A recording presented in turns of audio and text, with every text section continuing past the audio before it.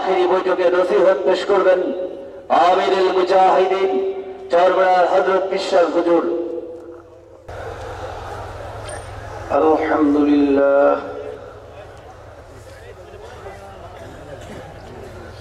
আলহামদুলিল্লাহি নাহমাদুহু ওয়া নাস্তাঈনুহু ওয়া নাস্তাগফিরুহু ওয়া নু'মিনু বিহি ওয়া নাতাওয়াক্কালু আলাইহি ওয়া নাউযু বিল্লাহি মিন শুরুরি আনফুসিনা من يهده الله فلا مضل له ومن يضلله فلا هادي له ونشهد أن لا إله إلا الله وحده لا شريك له ونشهد أن محمدا عبده ورسوله أما بعد فأعوذ بالله من الشيطان الرجيم بسم الله الرحمن الرحيم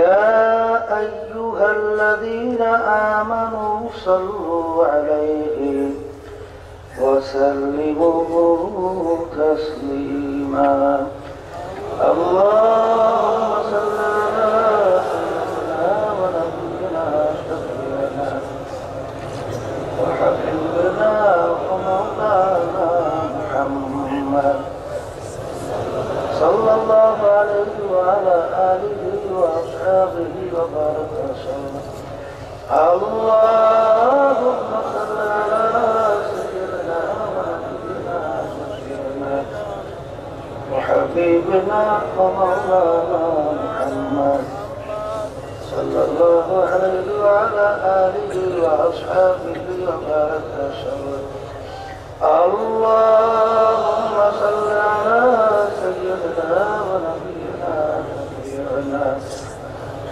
وحبيبنا ومولانا محمد صلى الله عليه وعلى آله وأصحابه وبارك وسلم أعوذ بالله من الشيطان الرجيم بسم الله الرحمن الرحيم كل نفس ذائقة الموت صدق الله العلي العظيم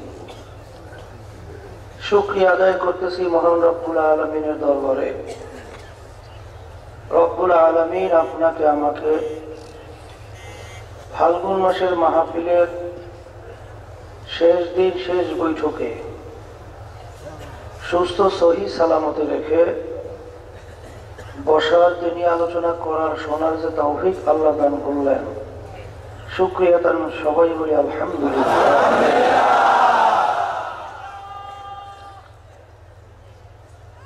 অনেক ভাইরা আসছিল মাহফিলে, এর ভিতরে প্রায় ৭-৮-৯ জন লোক দুনিয়া থেকে বিদায় হয়ে গেছে, আর কোনোদিন আসবে না। মামলা দুই প্রকার, একটা হলো দুনিয়ার মামলা আর একটা হলো আখিরাতের মামলা। দুনিয়ার মামলায় যদি মানুষ পড়ে,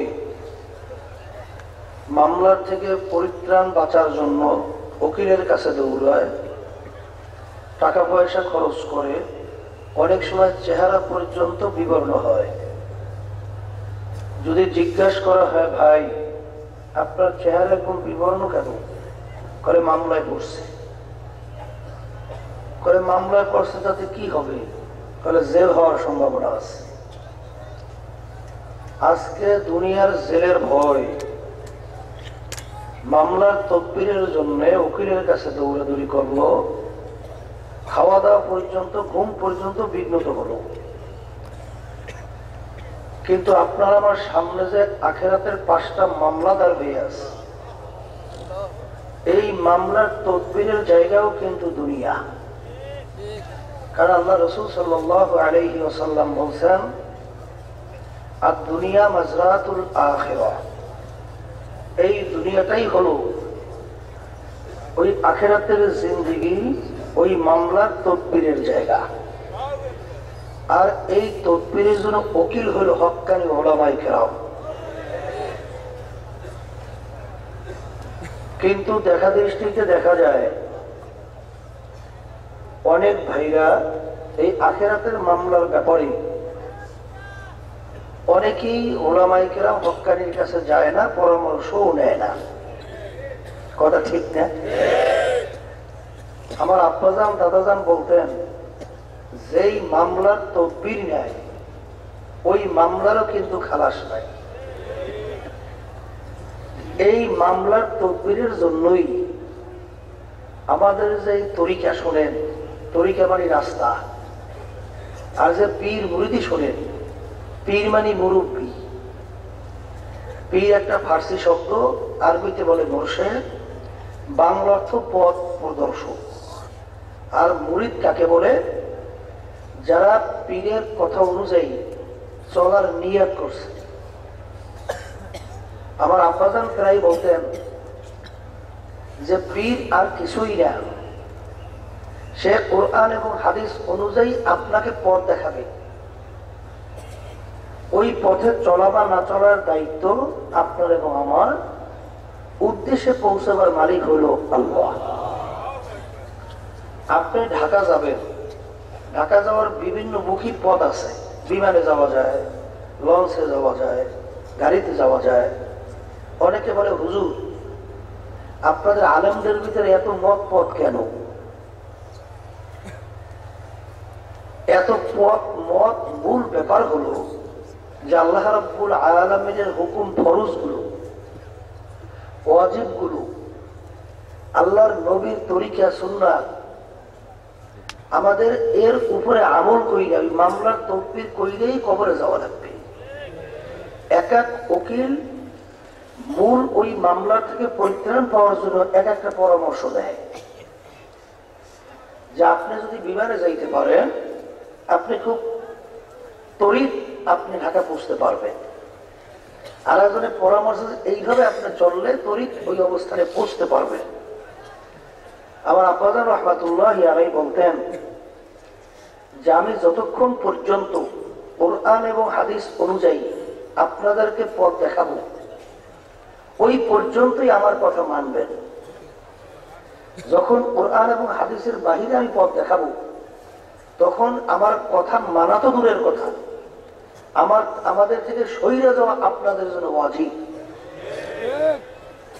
এরপরে আব্বাজান রাহমাতুল্লাহি আলাইহি আরো বলতেন যে যারা চরমনাইতে আসছেন, এক সবক, দুই সবক, তিন সবক নেওয়ার পরেও যদি আপনাদের আমলের ভিতরে কোনো পরিবর্তন না আসে, আগে নামাজ পড়তেন না এখনো পড়েন না, আগে রোজা রাখতেন না এখনো রাখেন না, আগে হারাম হালাল তমিজ করে খাইতেন না চলতেন না এখনো খায়েন না চলেন না, আগে যেইভাবে চলতেন সুদ ঘুষের ভিতরে লিপ্ত ছিলেন এখনো যদি থাকেন, আপনার মনে করতে হবে যে আমার এই প্রেসক্রিপশনের মাধ্যমে আপনার রোগ ভালো হওয়ার আশা করা যায় না।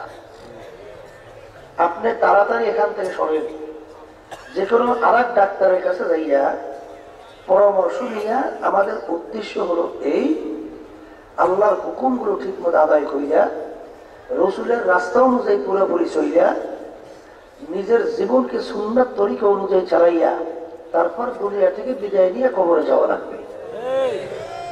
আর কালকে আমি আলোচনায় বলছিলাম যে পুরাপুরি দিনের ভিতরে ঢুকেই কিন্তু কবরে যাওয়া লাগবে, আংশিক মানলে হবে না। কারণ আল্লাহ রাব্বুল আলামিন বলছেন তোমরা দিনের ভিতরে পুরাপুরি ঢোকো। সেই হিসাবে আব্বাজান রাহমাতুল্লাহি আলাইহি বলতেন যে আপনাদের কাছে আমি বলবো যে দিনের কোন অংশ আমার ভিতরে যদি কোনো কমতি থাকে, আল্লাহ রাস্তা আমাকে ধরাইয়া দেন, কারণ আমার মুসলমান হয়ে কবরে যাওয়া লাগবে। তাই সেই হিসেবে আমার মুসলমান ভাইদেরকে বলবো, যারা চরমনাইতে আসছেন নতুন লোকের সংখ্যাই খুব বেশি দেখছি। যে আপনারা এই চরমনায় আসার পরেই চরমনাই সম্পর্কে অনেকটা আপনাদের আল্লাহর ফজলে ধারণা হয়েছে। আল্লাহ খাস মেহেরবানিতে আপনাদের দোয়ার বরকতে যারা নিয়তকে সহি করিয়া এই 3 দিন 3.5 দিন পর্যন্ত এই মাঠে আল্লাহ ওয়ালাদের সঙ্গে সময় কাটাইছে। কালকে একটা মুরুব্বী আমাকে বলতেছে, হুজুর আসাটা বড় দেরি হয়ে গেছে, এইটা বলে আর কান দেয়ার দৌড়ায়। আল্লাহ, আমি আপনাদের সামনে আয়াত শরীফ তেলাওয়াত করছি। আল্লাহ রাব্বুল আলামিন বলেন, প্রত্যেকটা জানদার তার একদিন না একদিন মউতের শরাব পান করা লাগবে। ওয়ালাউ কুনতুম ফি বুরুজি মুশাইয়াদা, কেউ যদি শক্ত পাথরের পাহাড় কাইটাও লুকাও, সেখানেও কিন্তু মালাকুল মাউত আজরাইল হাজির হবে। কথা ঠিক না? এই জন্য আমার ভাইদেরকে বলবো, পর্দারে মা বোনদেরকে বলবো, যেহেতু মরণ লাগবে, মরার পরে কি হবে আল্লাহ রাব্বুল আলামিন আগেই জানাই রাখছেন। ফারিকুন ফিল জান্নাতি ওয়া ফারিকুন ফিস সাঈর। মরার পরে কিন্তু রাস্তা দুইটা ছাড়া হবে না। কে বলছে? আল্লাহ। মুসলমান তো বিশ্বাস করাই লাগবে, তাহলে তো ইমাম থাকবে না। যেরকম থাকবে রাস্তা কয়টা? একটা হলো জান্নাতের রাস্তা, আর একটা হলো জাহান্নামের রাস্তা। দুনিয়ার সরকার, এই বাংলাদেশের সরকারের মানুষগুলোকে দুইটা ভাগে ভাগ করে। এক শ্রেণীর মানুষকে সরকার রাখে জেলখানায়, আর এক শ্রেণীর মানুষকে সরকার জায়গা দেয় তার বালাখানায়। জেলখানায় কাদেরকে রাখি? চোর, ডাকাত, সন্ত্রাস, সরকারি আইন মানে না, এদেরকে সরকার নিয়ে রাখছে কোথায়? জেলখানায়। আর এক শ্রেণীর মানুষ এমপি, মিনিস্টার, এরপর বড় বড় অফিসার, তাদের জন্য সরকার বালাখানার জায়গা ব্যবস্থা করছে। ডিসির বাংলো, এসপির বাংলো, এমপির বাংলো, এরকম ভাবে ভবন, এই অমুক মন্ত্রীর ভবন, আবার প্রধানমন্ত্রীর বড় ভবন, এয়ার কন্ডিশন, বাড়ি গাড়ি, খাদেম খুদ্দামের কোনো অভাব নাই। ওরা ঠিক না? কিন্তু যাদেরকে সরকার জেলখানায় রাখলো আর যাদেরকে বালাখানায় রাখলো, একটা সুরাতের দিক থেকে, অঙ্গ প্রত্যঙ্গের দিক থেকে কোনো পার্থক্য আছে? যে নাকি চোখ, তারা কিন্তু চক্ষু দুইটা, আর মিনিস্টার সাহেবের চক্ষু কয়টা? হাতের দিক থেকে পার্থক্য আছে, পায়ের দিক থেকে কোনো পার্থক্য নাই। তাই কিসের পার্থক্য হইল? এই আল্লাহর বান্দারা, আল্লাহ রাসূল সাল্লাল্লাহু আলাইহি ওয়াসাল্লাম এবং আবু জাহাল দেখতে সূরাতে কিন্তু একই মানুষ, কোন পার্থক্য আছে? কিন্তু গর্বা সূরাত আদমে সাবুদে, গর্বা সূরাত আদমে সাবুদে, আহমদু বুদু জেহরে হাম এক সাবুদে। আল্লাহ রাসূল সাল্লাল্লাহু আলাইহি ওয়াসাল্লামকে দেখতে আর আবু জাহালকে দেখতে সূরাতের দিক থেকে, অঙ্গ প্রত্যঙ্গের দিক থেকে কোনো পার্থক্য দেখা যায় না। আল্লাহ নবী সাল্লাল্লাহু আলাইহি ওয়াসাল্লামের চক্ষু, আবু জাহালের চক্ষু, হাতের দিক থেকে, পায়ের দিক থেকে কোনো পার্থক্য নাই। কিন্তু আল্লাহর হাবিবের নাম শুনলে দুরূদ পড়া ওয়াজিব। আর আবু জাহাল তার নাম শুনলে আমরা বলি লানাতুল্লাহি আলাইহি, ওর উপরে আল্লাহর গজব পড়ছে আরো বলব। কি কথা ঠিক কিনা? বাহ্যিকভাবে দেখতে পার্থক্য নাই। কিসের পার্থক্যের কারণে? যে আল্লাহর হাবিবের নাম শুনলে দুরূদ পড়া ওয়াজিব হইল, আর আবু জাহাল তার নাম শুনলে আমাদের ভিতর থেকে বদদোয়া আসলো। কি কারণে? এটা বোঝা লাগবে। সেই কারণটা হইল আমলের কারণে। আমল মানে কাজ। কিসের কারণ? ঠিক সরকারও যে মানুষগুলোকে দুইটা ভাগে ভাগ করছে, তাও কিন্তু কাজের কারণে, আমলের কারণে। কথা ঠিক কিনা? আল্লাহ রাব্বুল আলামিন যে কিয়ামতের ময়দানে মানুষগুলোকে দুই জায়গায় ভাগে ভাগ করবে, তাও কিন্তু কাজের কারণে। কি কারণে? এইটি মুখস্থ করেন। কিসের কারণে? কাজের কারণে। আল্লাহ রাব্বুল আলামিন তার বালাখানায় কাজেরকে দেবে। আল্লাহ কিন্তু জানাই রাখছে, ইন্নাল্লাযীনা আমানু ওয়া আমিলুস সলিহাতি কানাত লাহুম জান্নাতুল ফিরদাউসি নুজুলা। ঈমান আনার পরে যারা আমলে সালেহ মানে ভালো কাজ করবে, আল্লাহ রাব্বুল আলামিন ঘোষণা করছেন তাদের জন্য আমার বালাখানা ফেরদাউস বেহেশত আমি সাজাই রাখছি। সবাই বলেন সুবহানাল্লাহ। কাদেরকে আল্লাহ তার বালাখানায় দেবে? ঈমান আনার পরে কি করতে হবে? ভালো কাজ। বলেন কি করতে হবে? ভালো কাজ। প্রথম শর্ত হলো কি? ঈমান। বলেন প্রথম শর্ত ঈমান। এখন ঈমান সম্পর্কে প্রথম দিনে কোন দিন একটা আলোচনা করছিলাম।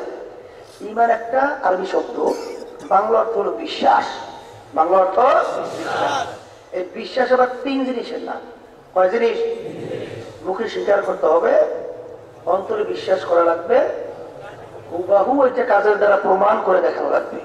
মুখ অন্তর কাজ যখন এক হবে তাকে বলবে কি? ঈমান। তাকে বলবে ঈমানদার।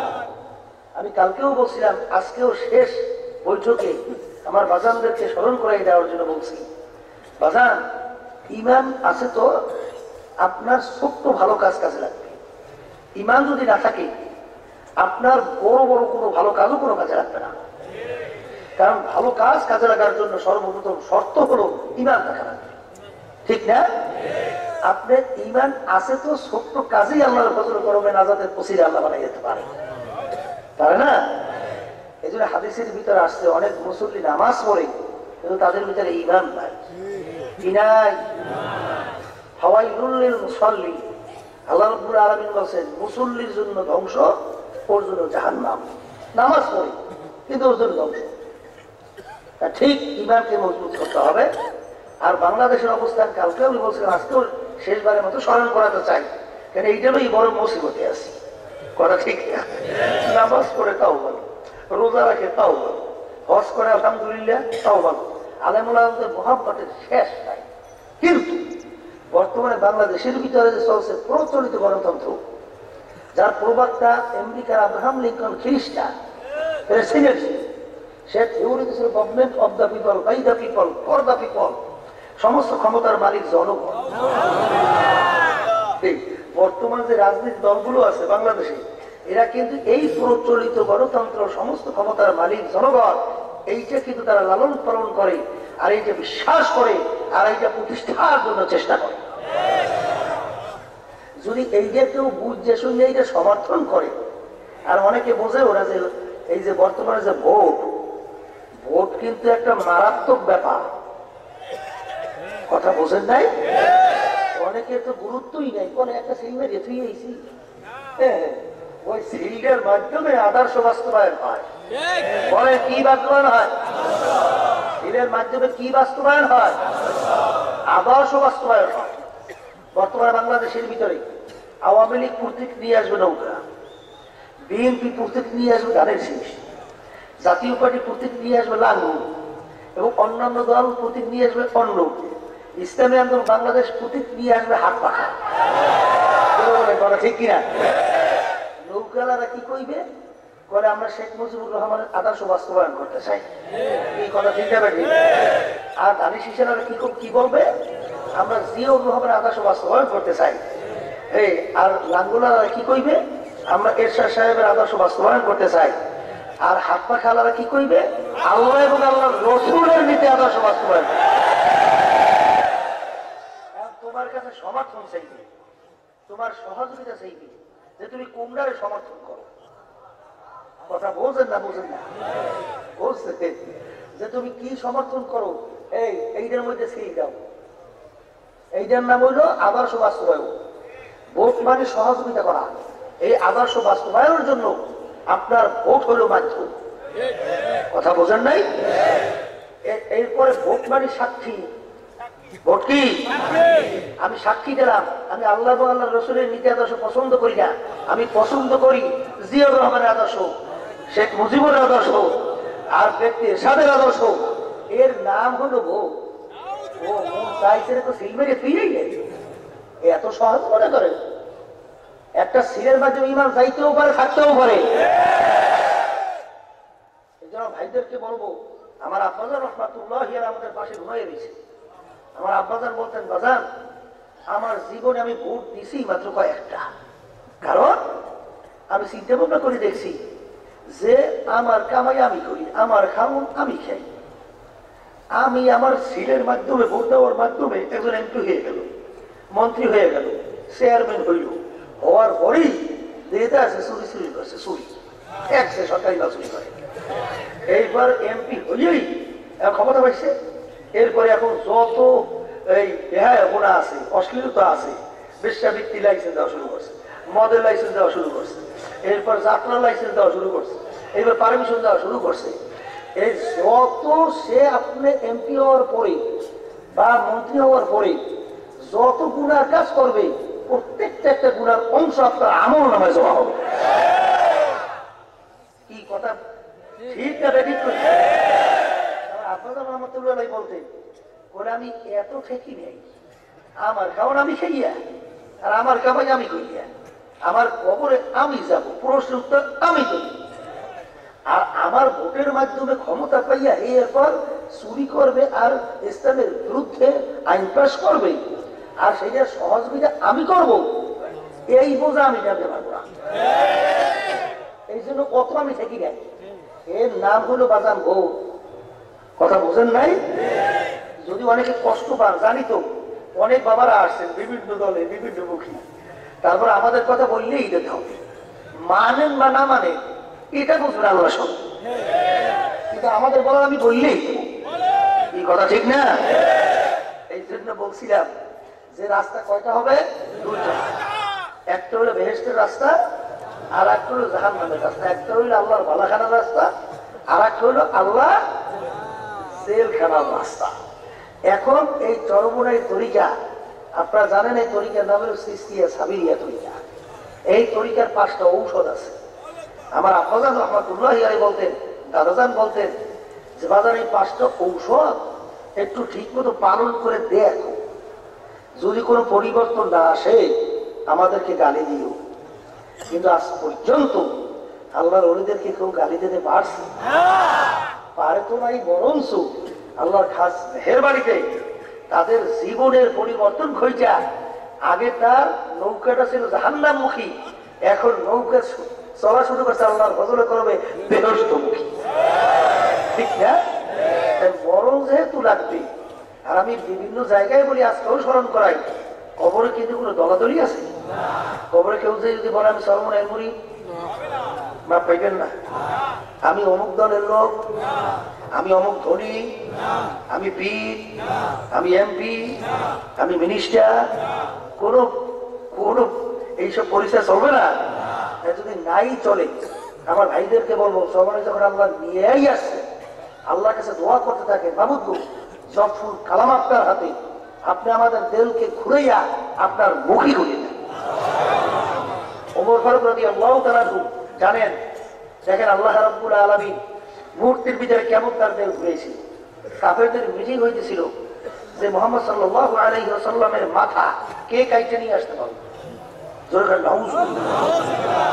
তাকে 100 লাল উট পুরস্কার দেওয়া হবে। মজলিসের ভিতরে কেউ সাহস পায় না।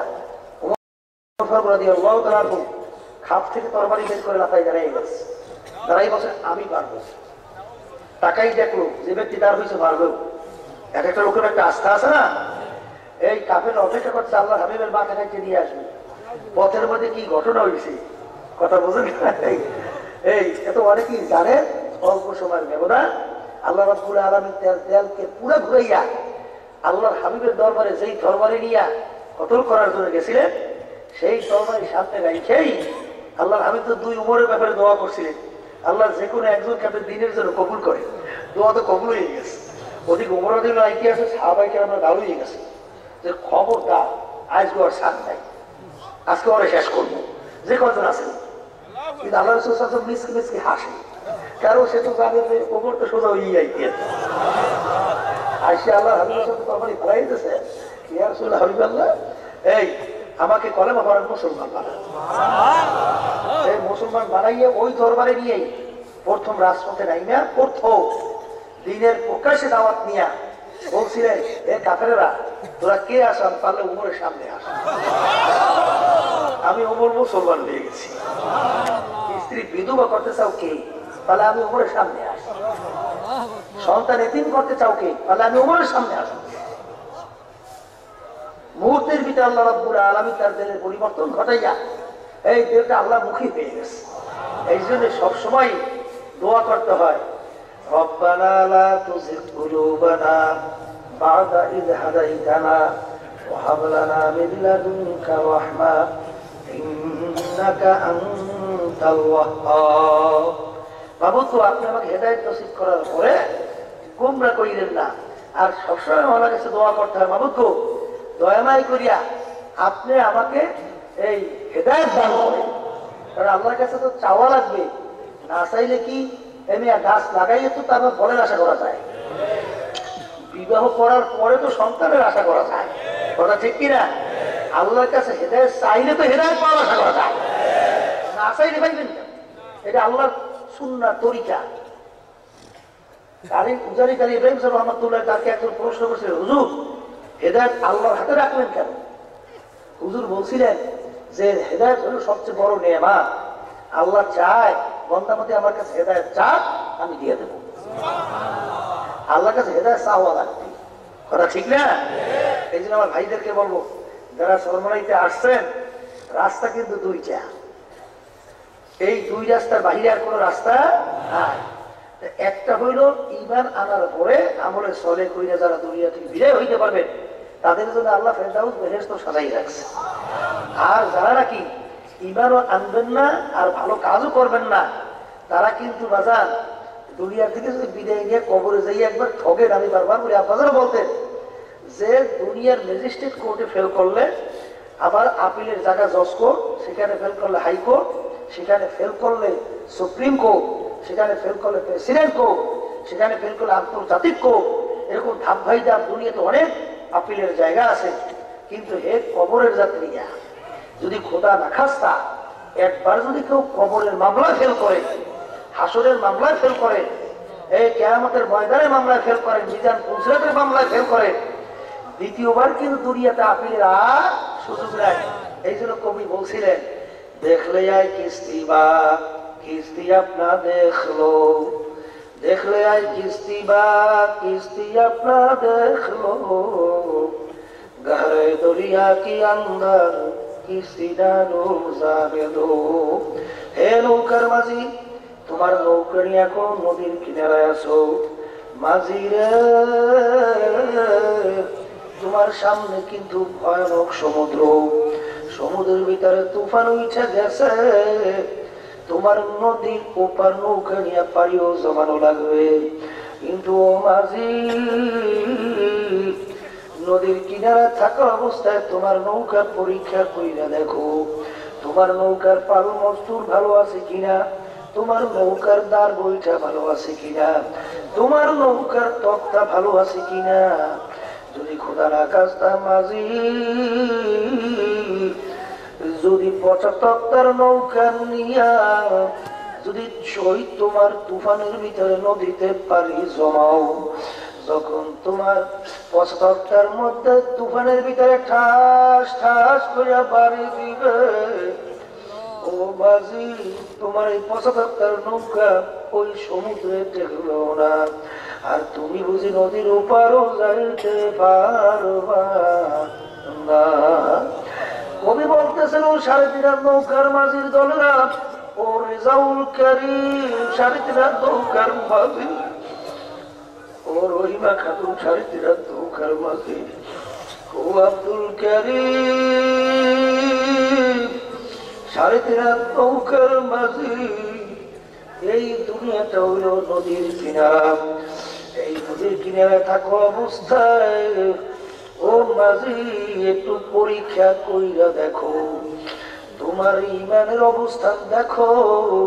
তোমার আমার সামনে কিন্তু ভয়ানক 5টা সমুদ্র আছে।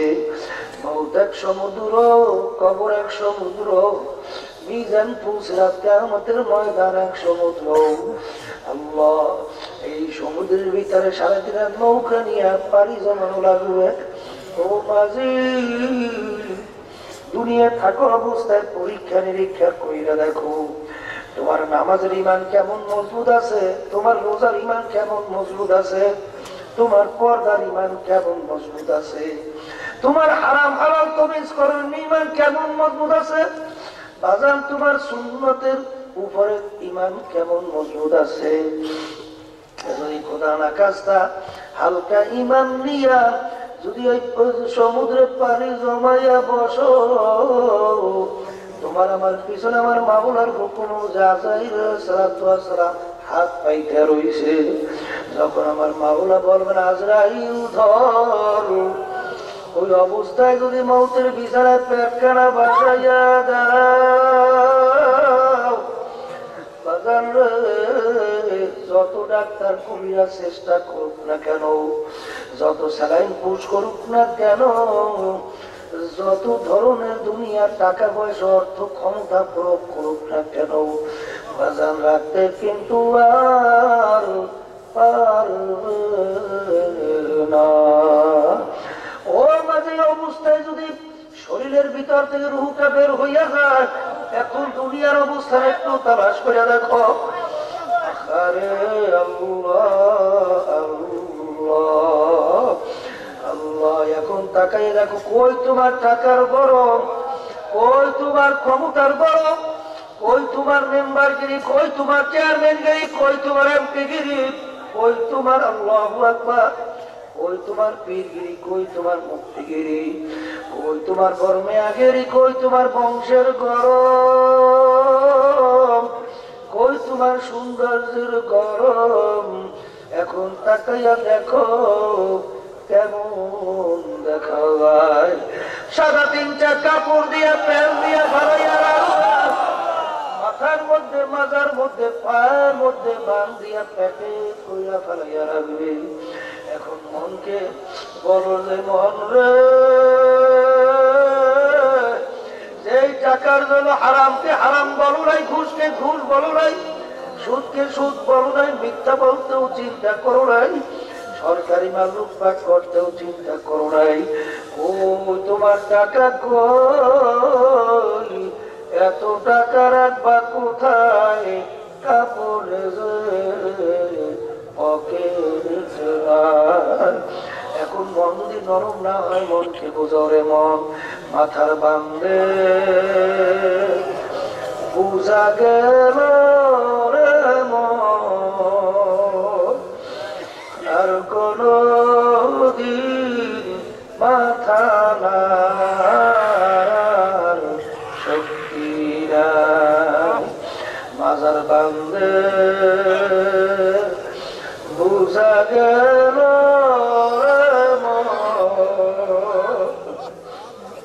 আর কোন দিন উঠে বসার শক্তি নাই, পায়ের বান্ধে বুঝা গেল আর কোন দিন হেঁটে চলার শক্তি নাই। ও অপরূপ আমার বাবারা, ও ক্ষমতা সম্পন্ন আমার বাবারা, বাজারে একটু মাঝে মধ্যে একটু চক্ষু বন্ধ করে একটু নিজে মুরাকাবা করেন, মনকে প্রশ্ন করেন। বলকের বাচ্চা ইব্রাহিম বিন আদহাম রাহমাতুল্লাহ আলাইহি, বাজার আগের যুগে বাচ্চাদের বড় মূল্য ছিল, বড় সম্মান ছিল।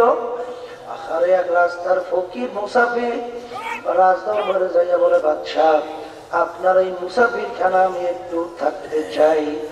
বাদশা বলে, ওরে বোকার, তুমি কি বলো, এটাকে আমাকে মুসাফির খানা বানাইছো, তুমি তো আমার ইজ্জত নষ্ট করছো, এইটা আমার রাজ সিংহাসনে স্থায়ী বাড়ি, এইটাকে বানাইছো তুমি মুসাফির খানা, তুমি তো আসলে একটা পাগল। তখন মুসাফির বলে, বাদশা ভুল হইলে মাপ চাই, মুসাফির খানা কাকে বলে, স্থায়ী বাড়ি কাকে বলে? তখন বাদশা পরিচয় দেয়, বাড়ির দরজায় ঘর বেচো দেখছি, ওইটা হইল মুসাফির খানা। ওইটার পরিচয় কি? বলে পথিক রাস্তায় চলতেছে, সন্ধ্যা হয়ে গেল, অস্থায়ী ভাবে রাত্রি যাপন করলো, পরদিন উঠে তার গন্তব্যে চলিয়া যায়, এরকম অস্থায়ী ভাবে আসে যায়, তাকে বলে মুসাফির খানা। বলে হুজুর স্থায়ী বাড়ি কাকে বলে? বলে যেখানে সব সময়ের জন্য মানুষ থাকে। তখন বাদশা এই কথা শোনার পরে মুসাফির বলে, বাদশা তাহলে দুনিয়া সৃষ্টির পর থেকে মনে হয় আপনি এই বাড়িতেই আছেন। তখন বাদশা বলে, ওরে বোকা না, আমার আগে ছিল আমার আব্বা। করে হুজুর আপনার আব্বা কোথায় গেল? করে সে তো দুনিয়া থেকে বিদায় নিয়ে কবরে গেল। করে হুজুর আব্বার আব্বা কি আসবে না? করে ওরে পাগল মুসাফির, মানুষ যদি একদিন দুনিয়া থেকে বিদায় নিয়ে কবরে যায় আর কোনদিন আসে না। করে হুজুর আপনার আব্বার আগে কে ছিল? করে দাদা সে কই? সেও তো কবরে। করে সেও কি আসবে না? সেও আসবে না। করে হুজুর আপনার আব্বার আগে আপনার আব্বাও আসবে না, দাদাও আসবে না? করে না। করে হুজুর আপনি বুঝি চিরজীবন থাকবেন? তখন বাচ্চা বলে, ওরে পাগল রে, মানুষ মরুষি, আমি একদিন দুনিয়া থেকে বিদায় নিয়ে কবরে যাব। করে বাদশা আপনিও কি আসবেন না? করে ওরে মুসাফির, একবার যদি মানুষ দুনিয়া থেকে বিদায় নিয়ে কবরে যায় আর কোনদিন আসে না। তখন মুসাফির বলে, বাদশা আপনি আমাকে বলছেন বোকা, আপনি আমাকে বলছেন পাগল। ও বাদশা বড় বোকা তো আপনি। আপনার বাড়ির দরজায় মুসাফির খানা, একবার মানুষ থাইকা চইলা গেলে আবার আশা থাকতে পারে, আশা করতে পারে, কিন্তু আপনার এই মুসাফির খানা থেকে যদি একবার কেউ বের হইয়া আর কোনদিন আসে না। মুসাফির হাম ইহা সব হ্যায়, কবর আখের ঠিকানা, कोई आगे रवाना है, कोई पीछे रवाना। এই কথা বলার সঙ্গে সঙ্গে বাদশার চিন্তার পরিবর্তন ঘটে গেল। আমি এই বাদশাহী দিয়ে কি করব? আমি এই সম্মান দিয়ে কি করব? আমি এই সম্পদ দিয়ে কি করব? এ তো দেখতে না দেখতে শেষ হয়ে গেল। আখারে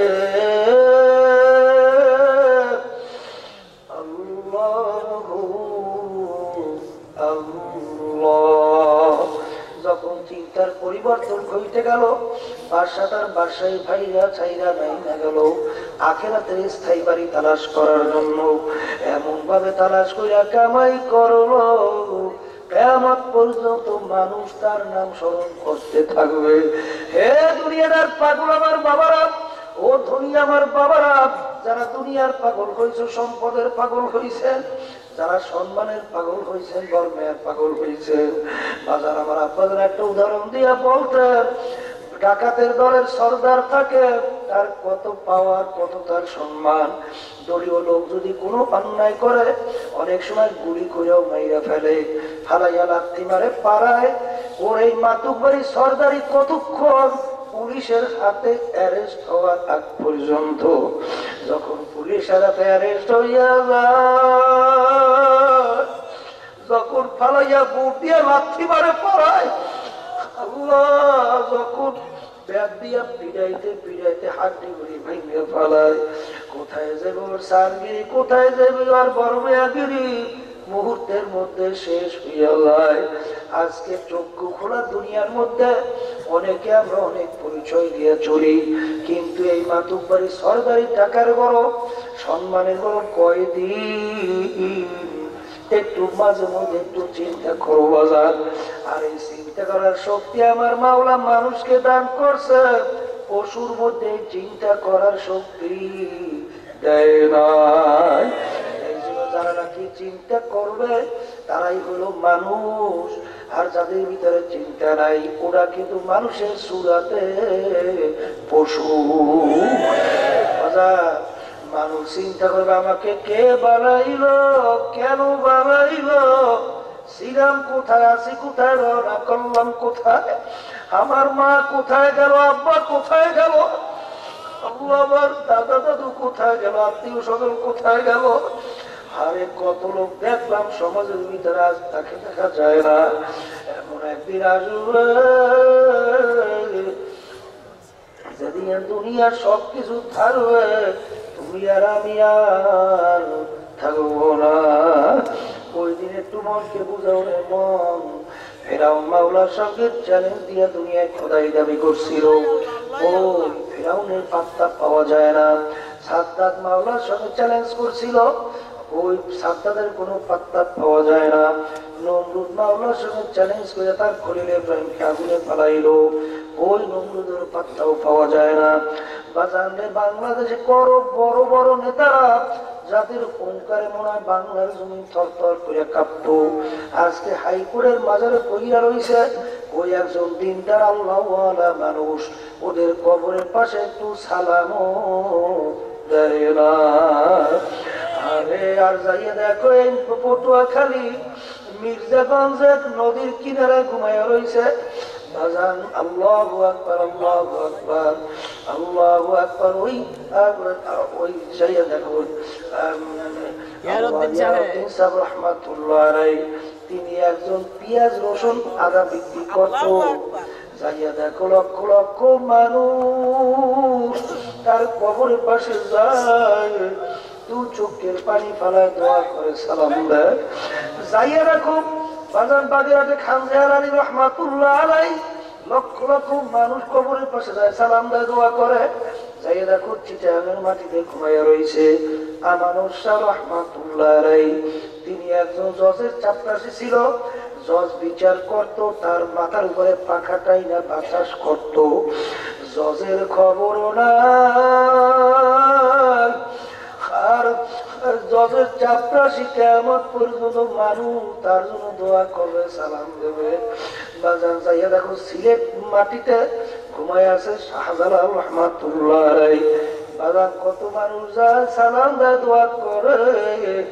এ দুনিয়াদার পাগল আমার বাবারা, যারা কোনো দুনিয়ার মোহাব্বত বলতে পারেন নাই, যারা টাকার মোহাব্বত বলতে পারেন নাই, যারা এখনো ক্ষমতার মোহাব্বত ছাড়তে পারেন নাই। আমার দাদাজান রহমাতুল্লাহ আলাইহির কথা শুনছিলাম। দাদাজান এক বড় অফিসারকে জিজ্ঞাসা করছিল, কালেক্টর তোমরা কি মশারি টাঙ্গাও? বলে হুজুর মশারি টাঙ্গাই কেন? বলে হুজুর আমাদেরকে মশাই কামড়ায়। দাদাজান বলছে, কালেক্টর তোমাদেরকে সেপাইরা বন্দুক নিয়ে পাহারা দেয়, ওই বন্দুক কি মশায় ভয় পায় না? তখন কালেক্টর বলছে, হুজুর বন্দুক মশায় ভয় পায় না। তখন দাদা বোঝাও, কালেক্টর আজকে দুনিয়ার সাধারণ মশা তোমার বন্দুক ভয় পায় না। তুমি যদি নাফরমানিয়া বেনামাজি হারামখোর সুদখোর ঘুষখোর আমার মাওলার হুকুম না মাইনা যদি কবরে যাইয়া বসো, ওই কবরে 99 সাপ তোমাকে ভয় করবে, এরকম কি গ্যারান্টি আছে? কালেক্টর চিন্তা ভাবনা করিয়া কবরে যাও, কারণ কবরে কিন্তু কোনো দলাদলি নাই, পীরের পরিচয় নাই, টাকার গরমের পরিচয় নাই। এই জন্য আমার বাজানদেরকে বলবো, তামাম দুনিয়া মোট 4 জন লোক রাজত্ব করছিল, এর ভিতরে 2 জন মুসলমান, 2 জন অন্য জাতি। 2 জন মুসলমানের ভিতরে একজন বাদশা সিকান্দার বা ইস্কান্দার বাদশাহ, তিনি ইন্তেকালের আগে ওসিয়ত করলো যে আল্লাহ আমার ইন্তেকালের পরে আমাকে গোসল করাইয়া, কাপড় পরাইয়া, খাটের মধ্যে উঠাইয়া, হাত দুটো একটু বাহিরে রাখিয়া শহরটা ঘুরাইয়া নিয়ে তারপর আমাকে দাফন করিও। তিনি তামাম দুনিয়ার মানুষকে বুঝাতে চান যে মানুষ তাকাইয়া তাকাইয়া দেখো, তিনি দুনিয়া থেকে বিদায় হওয়ার পরে গোসল করাইয়া, কাপড় পরাইয়া, খাটের মধ্যে উঠাইয়া, হাত দুইটা বাহিরে রেখে যখন শহর ঘুরায়, যারা বোঝে না তারা বলে, দেখছো বাদশা আজীবন আমাদের থেকে খাজনা এবং ট্যাক্স নিল, এখন মরার পরেও কেমন হাত পাইতে রয়েছে, মনে হয় যেন খাজনা এবং ট্যাক্স চায়। আর বিজ্ঞানীরা বলো, বোকার দলেরা তোমরা তো বোঝো নাই, বাদশা সিকান্দার ইন্তেকালের আগে ওসিয়ত করছিল মওতের পরে কবর দেওয়ার আগে হাত বাইরে রেখে ঘুরে দাফন করার জন্য। তিনি তামাম দুনিয়ার মানুষকে বুঝাতে চাইলেন, ও তামাম দুনিয়ার মানুষেরা, আমি বাদশা সিকান্দারের মতো এত বড় বাদশা আর দ্বিতীয় বুঝি আর কেউ হইতে পারবি না। কিন্তু আমি যখন কবরে রওনা করলাম একেবারে খালি দুইটা হাত দিয়া কবরে রওনা করলাম, আর কিছুই নিতে পারলাম না। এই জন্য আমার বাজানদেরকে বলবো, পর্দারে মা বোনদেরকে বলবো, আসাও ফাতার ইদিন কাশাফাল গুবারো আফরাসুন তাহতার জেলকা মেহমারো। আজকে দুনিয়ার চক্ষু খোলা, আমি পরিচয় যে আমি পীর, কেউ মুফতি, কেউ মুহাদ্দিস, কেউ অমুক এমপি, কেউ মিনিস্টার, কেউ চেয়ারম্যান, কেউ মেম্বার, কেউ সভাপতি, কেউ সেক্রেটারি, কেউ ধনী, কেউ অমুক সমুক তমুক। এই পরিচয় কয়দিন, যে কয়দিন চক্ষু দুনিয়ায় খোলা থাকবে। যখন চিরতরে চক্ষু বন্ধ হইয়া যাবে, যখন হায়াত তোমার শেষ হইয়া যাবে, বেড়া হায়াতের উঠে যাইবে, আরে বাজান এখন তুমি আসলে একজন অমুক সমুক না, খোদা না খাস্তা, জাহান্নামের একজন কয়েদি। এই চিন্তা ভাবনা করে কবরে যাওয়া লাগবে। বাজানদেরকে বলবো চরমনাইতে আসছেন, কি নিয়ে রওনা করবে? চরমনাইতে এখন আছেন সবাই, কিন্তু ওদের একটু নরম মন চায় দিনদার হইয়াই কবরে যাইবে। কিন্তু এখান থেকে যখন বাড়ি ঘরে বিভিন্ন জায়গায় যাবে, তখন কিন্তু বাজার এই অবস্থা থাকবে না। এই জন্য এই তরিকার 5 অংশ বাজার, 2 বেলা সকাল সন্ধ্যা আমার মাওলার জিকির ছাড়া যাবে না। আমার আব্বাজান প্রায় উদাহরণ দিয়া বলতো, বাজান তোমার অসুখ হয়েছে, বৈশাখ পারো না, শুইয়া শুইয়া আমার মাওলার 2টা টাইম জিকির করো। অসুখ বেশি হয়েছে, জবানে পারো না, হারে মনে মনে মাওলার জিকির করো। তারপর 2টা টাইম আমার মাওলার জিকির চাইও না। এই 1 নম্বর ঔষধ। 2 নম্বর ঔষধ, আল্লাহর ওলিদের কিতাব পড়া লাগবে। নিজে পড়তে না জানলে অন্যের দ্বারা পড়াইয়া শোনা লাগবে। আল্লাহু আকবার। আল্লাহর ওলিদের কিতাব পড়লে পাথুরিয়া শক্ত দে মোমের মতো কইরা যায়। আর বাজার নাস্তিকদের বইপত্র এবং বিভিন্ন নভেল নাটক পড়িয়া দেরটাকে শক্ত বানাইয়া জাহান্নামী হইয়া কবরে যাইও না। এই 2 ঔষধ মহিলাদের জন্য। 3 নম্বর ঔষধ, সাপ্তাহিক তালিম হালকা জিকিরে থাকা লাগবে। 4 নম্বর ঔষধ, মাসিক ইস্তেমায় কষ্ট করে সব গুজারাতে থাকা লাগবে। 5 নম্বর ঔষধ, চরমনের মাহফিল বিনা ওজনের কামাই দেওয়া যাবে না। আমার আব্বাজান প্রায় বলতেন, বাজান চরমনের মাহফিল হইল ব্যাটারি চার্জ। চার্জ থাকলে মাইক চলবে, লাইট চলবে, বিভিন্ন ওর দ্বারা কাজ নেওয়া যাইবে। কিন্তু ব্যাটারি চার্জ যদি শেষ হইয়া যায়, ওর দ্বারা কোনো কাজ কিন্তু আসবে না। বাজান আমরা বাড়ি ঘরে রাস্তাঘাটে যাব, দেখবেন এই অবস্থা কিন্তু আর থাকবে না। এই জন্য বছরে 2 বার ব্যাটারি চার্জের জন্য। আর এই জমিনের ভিতরে আল্লাহ রব্বুল আলামিন একটা আলাদা বরকত রাখছে, এটা না আসলে বোঝানো যায় না। এই ঔষধ ছাড়া যাবে না। আর বাজান আব্বাজান রহমাতুল্লাহ আলাইহি যে মিশন গুলো রেখে গেছেন, একটা মানুষ পুরা মুসলমান হইয়া কবরে যাওয়ার জন্য। বাজান আপনারা জানেন, বাংলাদেশ মুজাহিদ কমিটি, ইসলামী আন্দোলন বাংলাদেশ, কোরআন শিক্ষা বোর্ড, চরমনাই মাদ্রাসা, সমস্ত দিনই সহি মাদ্রাসাগুলো, এগুলোর সঙ্গে জড়াইয়া থাকেন। আমার এখনো মনে আছে, আপনারা যখন বেশি অসুস্থ হইয়া গেলেন, রামপুর আমাদের বাড়ির থেকে আমার ভাইয়া গেছে আব্বাজান রহমাতুল্লাহ সঙ্গে দেখা করার জন্য। আরে তখন নিজে হাইতে নামতে পারে না, 2 জনের কান্দের ভিতরে হাত রাইখা তারপর আব্বাজান নিচে নাইবা কথা টাইনে টাইনে বলে, ঠিক মতো বলতেও পারে না। তখন বলে, বাজানেরা এই সাই মিশন সাইরা তোমরা মজবুত করিয়া তৈরি রাখো, কারণ তোমরা যদি আল্লাহর ফজল করবে ঠিক মতো ধৈর্য রাখতে পারো। আব্বাজান দাদাজান বলতেন, আল্লাহর রহমতের ভরসা করিয়া বলতে পারি, শয়তান এবং নাফস তোমাদেরকে গুনার কাজের কাছেও নিতে পারবে না। আজকে বাংলাদেশটা তামাম দুনিয়ার মধ্যে কোটি কোটি মানুষ এই আল্লাহর ওলিদের প্রেসক্রিপশন অনুযায়ী চলিয়া দেখছে। আল্লাহর ফজলের কর্মে দিনের দিন তাদের আমলের ভিতরে আল্লাহর ফজলের পরিবর্তন আসছে। বাজার কোন দলাদলি বুঝি না, তোমার কবরে তুমি যাবা, আমার কবরে আমি যাব। তোমার কবরের প্রশ্ন উত্তর তুমি দেবা, আমার কবরের প্রশ্ন উত্তর আমি দেব। কবরে যদি যাইয়া বলো আমি চরমুনায় বলি আমি অমুক জায়গার লোক, এই পরিচয় কিন্তু কবরে চলবে না। যদি চল তুই আল্লাহর হাবিব সাল্লাল্লাহু আলাইহি ওয়াসাল্লামের চেয়ে বড় পীর, বড় ওলি, বড় গাউস কুতুব দুনিয়া থেকেও আসেও নাই, আর কোনদিন আসবে না। আল্লাহর আমি দুনিয়া থাকা অবস্থায় তার কলিজার টুকরার সন্তান ফাতেমা রাদিয়াল্লাহু তাআলা আনহা তাকে ইঙ্গিত করিয়া বলছিলেন, ইয়া ফাতেমা তানকিজি নাফসাকা মিনাল্লাহ, এ ফাতেমা দুনিয়া থাকা অবস্থায় নিজে আমল করো, জাহান্নামের আগুন থেকে বাঁচো, এরপর অন্ধকার কবরে যাইয়া শো। ফাতেমা যদি কবরে এই পরিচয় দাও আমি আখির জামানার নবীর মেয়ে, ও ফাতেমা রে এই পরিচয় কবরে কোনো কাজ হবে না।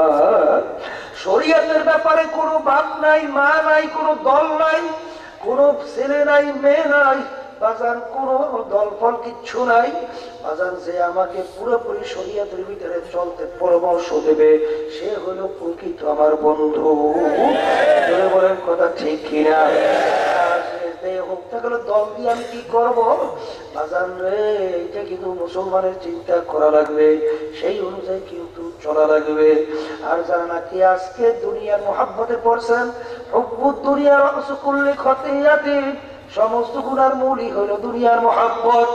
বাজান সম্মানের মহাব্বত বলতে বড় সহজ, শুনতেও সহজ, ব্যাপারটা কিন্তু বড় কঠিন। কারণ বাজান রে আবু জাহাল যখন ওকে কতল করা শুরু করলো, বললে আমাকে যখন নাকি গলাটা কাটবা একটু বড় কইরা কাইছো যেন লোকজন দেখলে বোঝে নেতার কল্লা। দেখেন মরার সময়ও কিন্তু বর মেয়াগিরি বলতে পারে না। ওদিকে বাজা আল্লাহু আকবার, ওদিকে খাদিজাতুল কুবরা রাদিয়াল্লাহু তাআলা আনহা একদিন ফজরের পরে কান্দে। ফাতেমা রাদিয়াল্লাহু তাআলা আনহা বলেন, আব্বা জান আম্মা কান্দে। আল্লাহর হাবিব জিজ্ঞাসা, খাদিজা তুমি কেন কান্দো? কই ইয়া রাসূলুল্লাহ, ইয়া হাবিবাল্লাহ, আমি খাদিজা যদি দুনিয়ার কোনো বিপদে পড়িয়া যাই, বিপদ থেকে উদ্ধার করার জন্য আপনি আসেন, আমার আত্মীয় স্বজন আসে আমাকে বিপদ থেকে উদ্ধার করার জন্য। কিন্তু ইয়া রাসূলুল্লাহ, ইয়া হাবিবাল্লাহ, আমি খাদিজার চিন্তা করিয়া দেখলাম আমি যদি কবরে যাইয়া বিপদে পড়ি, ওই কবরে তো আবার কেউ নাই, ওই কবরে আবার কি উপায় হবে, এই চিন্তা আমি খাদিজা কাঁদি। আমার দাদাদের কথা শুনছিলাম, আমার দাদু একদিন ভাত তরকারি পাক করতে আছে, চুলার ভিতরে আগুন জ্বালাইয়া। দাদা দান যাইয়া দেখে দাদু চুলার পিঠে বইসা দু চোখের পানি ঝর ঝর করিয়া পড়ে আর কান্দে। দাদা জিজ্ঞাসা করে, তুমি কেন কান্দ? আমি যখন চুলার ভিতরে লাকড়ি গুলা দিলাম, যখন লাকড়ির মাথায় আগুন ধরিয়া গেল, ওই আগুনের তেজে লাকড়ির গোড়া দিয়া লাকড়ির কষ গুলা পস করে বাইর হইতেছে। ওই অবস্থা দেখে আমার কবরের কথা মনে পড়িয়া গেল। খোদার কাছে আমি যদি না পারবার হইয়া কবরে তাহলে আগুন ধরিয়া আবার সিনার ভিতরে ধরিয়া যায়, আমার শরীরে 360টা জোড়া দিয়ে হাতি রস গুলা পস করিয়া বাইরে থাকবে। এই জন্য আমি কান্দি, যেই মামলার তকবীর নাই ওই মামলারও কিন্তু খালাস নাই।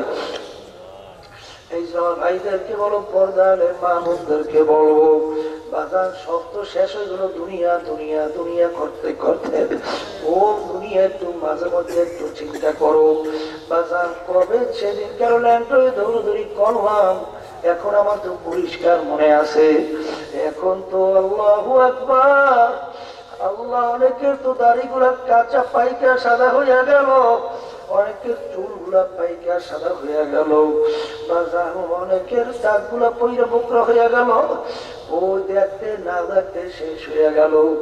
একটু মাঝে মধ্যে নিরিবিলি একটু চিন্তা কইরা, এ দুনিয়া একেবারে ফাঁকি, একেবারে ফাঁকি, দেখতে না দেখতে দুনিয়া জিন্দিগি শেষ হইয়া যায়।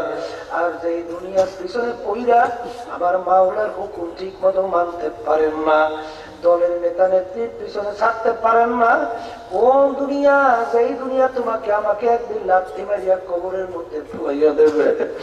আল্লাহ আল্লাহ। এরপরে যদি মন না বুঝে, মন কি বুঝো রে মন, মাঝে মধ্যে কত ঘটনা আমার মাওলা বাংলাদেশের মধ্যেও দেখায়। শয়তান তো মোটে ধোকা দিতেই থাকে, এই জন্য মাঝে মধ্যে একটু মনটারে বুঝাইবেন। আমাদের চরমুনায় মুরিদপুরি গ্রাম, অনেকে ঘুঘুমুন্সি হয়ে বলতো, আসলে বশিরউদ্দিন মুন্সি। এই কয়েক বছর পূর্বে 32 বছর পরে কবর যখন নদীর ভাঙ্গুরে ভাঙ্গিয়া গেল, 32 বছর পরে কাপড়ের কাপড় সহ লাশ তাজা বের হইয়া আসছে। এখন উঠাইনি আব্বাদা রহমাতুল্লাহ আলাইহি তার নামের মাদ্রাসার সামনে নতুন ভাবে দাফন করছে। আমি কিছুদিন আগেও সেই কবর জিয়ারত করে আসছি।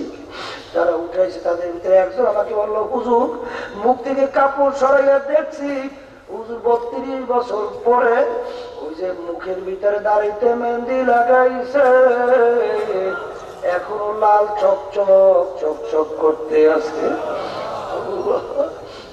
এরকম একটা দুইটা ঘটনা না।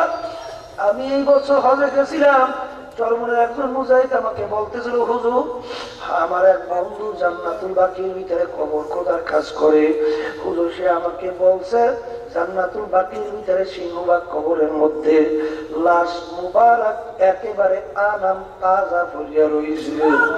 বাজার যত ঘরের মাঝে মধ্যে আমার মাওলা দেখায়, নেককার পরহেজগার আল্লাহ ওয়ালা ছাড়া দেখা যায় না।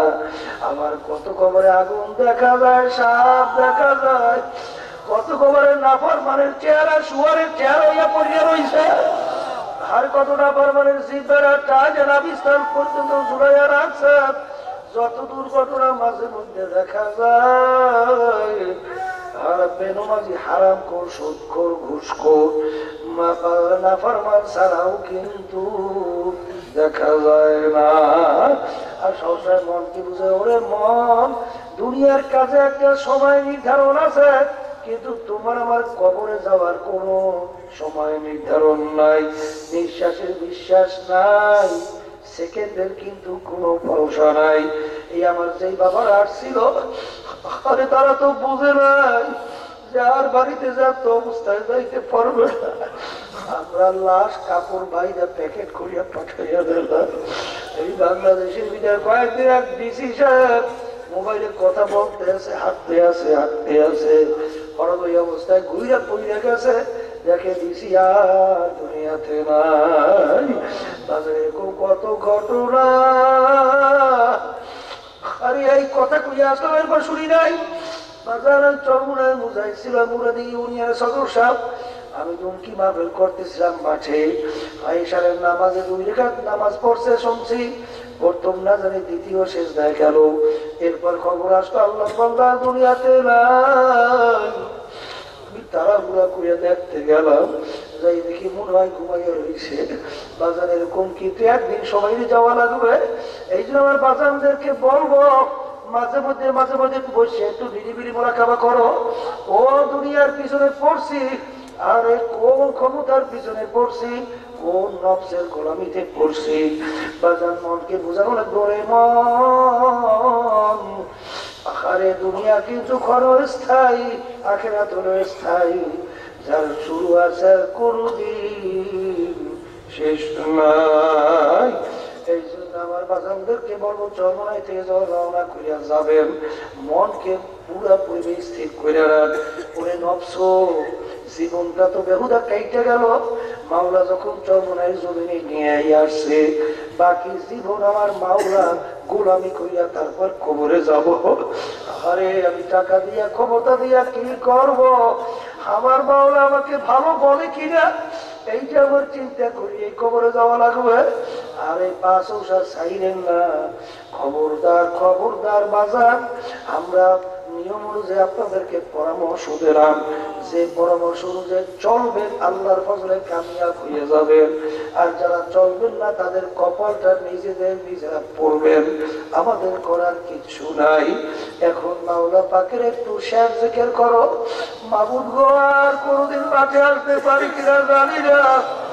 আমার মাওলাকে এমন ডাকা ডাকো, আমার মাওলা বড় দয়ার মাওলা। আস্থা জীব রাখো বন্দাবাদী, আমাকে যদি ডাকার মতো ডাক দিতে পারো, আমি তোমাদের ডাকে সাড়া দেব। এই মনটাকে বুঝাইয়া চক্ষু বন্ধ করিয়া লাখ করিয়া টান দাও। নাই নাই, আমার পীরগিরি নেই, আমার মুফতিগিরি নেই, আমার মুহাদ্দিসগিরি নাই, আমার মেম্বারগিরি নেই, আমার চেয়ারম্যানগিরি নাই, আমার এমপিগিরি নেই, আমার সভাপতিগিরি নাই, আরে আমার সম্মানগিরি নেই, আমার বন্ধুগিরি নাই। নাই নাই নাই নাই, আল্লাহ বাদ